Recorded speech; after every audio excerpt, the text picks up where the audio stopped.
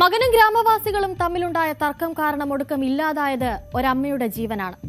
മകനെ വീട്ടിൽ കയറി ആക്രമിക്കാൻ ശ്രമിച്ച ആളുകളെ പിടിച്ചുമാറ്റാൻ പോയതായിരുന്നു 70-കാരിയായ അമ്മ. ഒടുക്കം ആഴത്തിലേറ്റ പരിക്ക് അവരുടെ ജീവനെടുക്കുകയായിരുന്നു.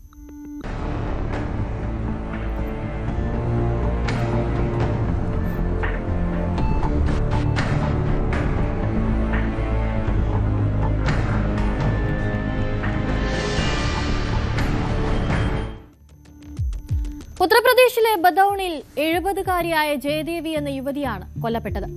കഴിഞ്ഞ ദിവസമായിരുന്നു ബദൌണിലെ കാശിനാഗ്ല ഗ്രാമത്തിൽ വെച്ച് ജയദേവിയുടെ മകൻ ധൻപാൽ ഗ്രാമവാസികളായ ചില യുവാക്കളുമായി തർക്കത്തിലാകുന്നത്.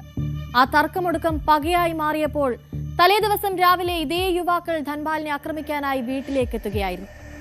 ഗ്രാമവാസികളായ പ്രേം സിംഗ്, നവാബ് സിംഗ്, ഹരിചന്ദ്ര, അനിൽ, പ്രദീപ്, ഗംഗാചരൺ എന്നിവരാണ് വീട്ടിൽ അതിക്രമിച്ചു കയറി ധൻപാലിനെ ആക്രമിക്കുന്നത്.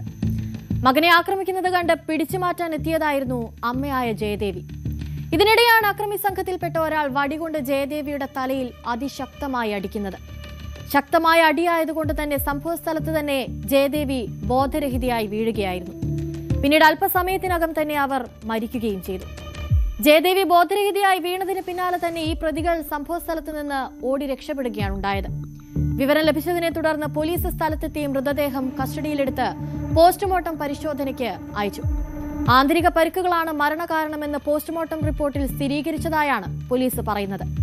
സംഭവത്തെ തുടർന്ന് ഗ്രാമത്തിൽ ഇപ്പോൾ വലിയ തരത്തിലുള്ള സംഘർഷാവസ്ഥ നിലനിൽക്കുകയാണ്. हमारे गांव के प्रेम सिंह और नवाब सिंह ये लोग सब घर वाले आए थे और मेरी पहले की कुछ लड़ाई हो गई थी, उसके लेकर मेरी माँ पे दौड़ पड़े थे। खाना खा रही थी तो लाठी डंडों से और लात घूंसा मारे तो वहीं पे उनकी डेथ होगी मौके पर ही। कब की बात है? आज सुबह 7 बजे लगभग. രക്ഷപ്പെട്ട പ്രതികൾക്കായുള്ള അന്വേഷണം ഇപ്പോൾ പുരോഗമിക്കുകയാണ്. പ്രതികൾ പോകാനിടയുള്ള സ്ഥലങ്ങൾ അടക്കം പോലീസ് ഇപ്പോൾ അരിച്ചു പെറുക്കുന്നുണ്ട്. ഇവർ രക്ഷപ്പെടാനിടയുള്ള സ്ഥലങ്ങളും ആളുകളും ബന്ധുക്കളും വീട്ടുകാരും അടക്കം ഇപ്പോൾ പോലീസ് നിരീക്ഷണത്തിലാണ്.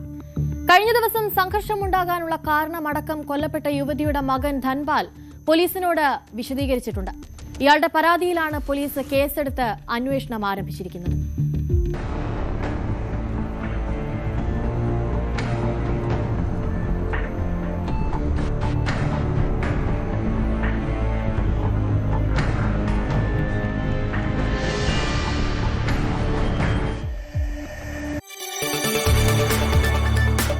കൂടുതൽ വാർത്തകൾക്ക് news 18 Keralam YouTube channel subscribe ചെയ്യുക.